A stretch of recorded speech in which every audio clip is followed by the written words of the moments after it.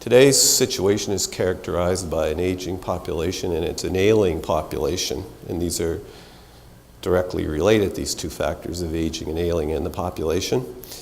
We have gaps between what best care should be based on all of the evidence that we have from the basic and the clinical trials evidence. Best care is not usual care anywhere for any disease state. I'm willing to bet $100 for anybody here today who says it is and can show me evidence. All of the studies that I've been involved with over the last 20 years in various provinces and multiple disease states, there are big gaps between what best care should be and what it actually is. And although there's great belief in team care,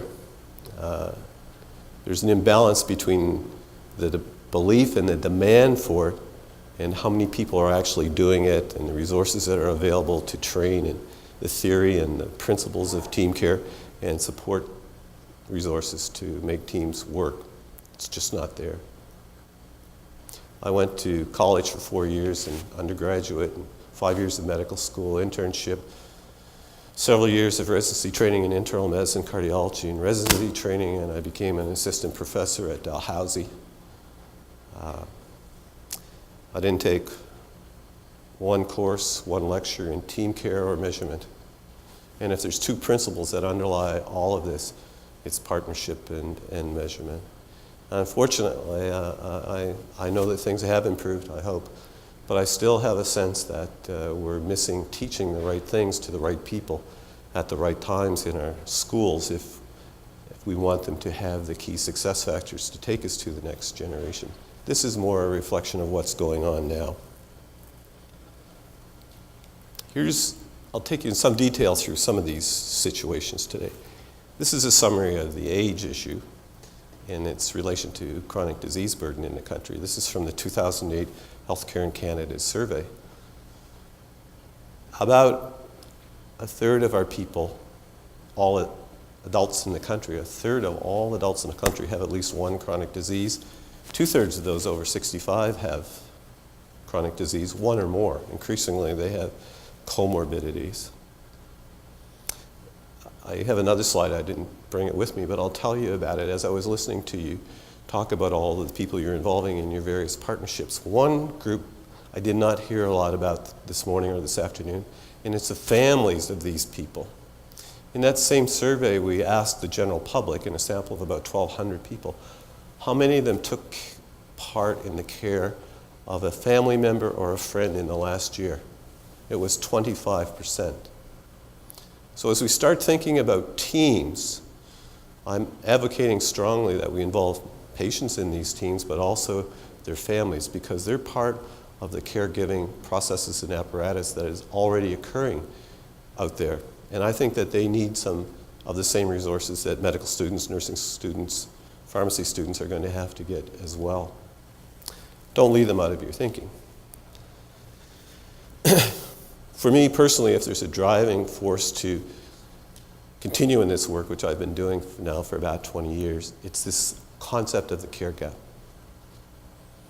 As a Canadian and with all the benefits of the Canadian living in what we consider this first world, I'm offended by the care gap. I was in practice for several years, 10 years perhaps, before I started to measure what we were doing. When I was leaving Dalhousie to move to the University of Alberta, I started to get serious about the whole population because as a director of cardiology, I began to feel responsible for all of the patients. So we started to measure things like the way we were prescribing proven therapies or proven investigations and what was happening to the patients. And we began to find that these great differences between what should be being done and what was being done, this so-called care gap. This is the biggest care gap that I've ever measured. It's in osteoporosis. One of the observations I made earlier here today is so many people in the room are female at this healthcare conference. This has been true at the last several conferences I've been at. I'm not exactly sure of the reasons, but perhaps this slide would resonate more with you. Osteoporosis is a disease largely of women and largely of older women. This is a project that I and my colleagues were involved with other colleagues in Manitoba, the Department of Family Medicine and the Ministry of Health, over several years in which we measured the application of proven diagnostic and therapeutic interventions for older, high-risk women. These women had all had fractures from osteoporosis, but as you can see, the maroon bars, or the red bar, the red part of the bars at the top, are the number of patients, and in each year, each bar is representing a year, there's a couple of thousand patients. As you can see, the minority of them are having the appropriate diagnosis and therapy applied. Now, if you're a person who thinks the glass is half full, things are getting better. It got better over 5 years, but you can still see, even at the end of 5 years, most of the people are in the blue bars. They're in a care gap. They've got just as much risk as the other people, but they're not being diagnosed or treated appropriately. I looked at this slide and for those of you who've got the book, this slide is in the book, which was published in 2004, but you won't see that writing in the book because it only dawned on me when I was giving a lecture at the pharmacy school at the University of Montreal a couple of years ago. If you're one of those people in that time frame from 96 to 2002, or if you were before, or if you are now, and if you're in this area, you're on an invisible waiting list. And without measurement, you're going to stay on that list. It's very insidious because without measurement, nobody's looking for it. That shouldn't be occurring in Canada. Those care gaps are there for everything. Unfortunately, in cardiology, where perhaps we have the benefit of more evidence than a lot of the other disease state specialties, the care gaps probably in the country for even acute care, things like heart attack and unstable angina and chronic heart failure, are still hovering around 50%.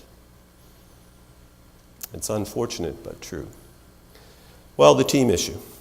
As I pointed out, there's a lot of support for the teams, team care and integrated care, and I heard it all today, and I just put up a couple of statements here. For me, the bottom line is the teams make things possible, things like are occurring in Dryden and all of these other places in this LHIN, and like this ICONS project that I will talk to you about, in like the MUM project in Manitoba. Well, here's an issue around the teams. It's of limited use in the country at the moment. This is again from the 2008 Healthcare in Canada survey. You can see about 25% of adult people in the people with chronic heart disease are being looked after in a team care environment. 75% are not. When you look at the provider experience, the professionals, the doctors, nurses, pharmacists, and managers, they suggest, particularly nurses, a slightly higher percentage of the providers are experienced in team care, but it's not close to even half of our available professional classes at the moment. Here's another problem with the team care concept. Some colleagues and I in the University of Montreal recently looked at, we did a qualitative analysis of several teams operating in the city, and we looked at things like setting goals, measuring progress, assessing the team's performance as a whole and as individuals. And these were some of the responses that we got from these teams, which were trying very hard to make care better for their patients. And I think the top line summarizes it all. Yes, no, sometimes, maybe. That's kind of where I see teams in the country today. You may very well be ahead in some of your areas here, as I mentioned earlier, in the Northwest LHIN than other people.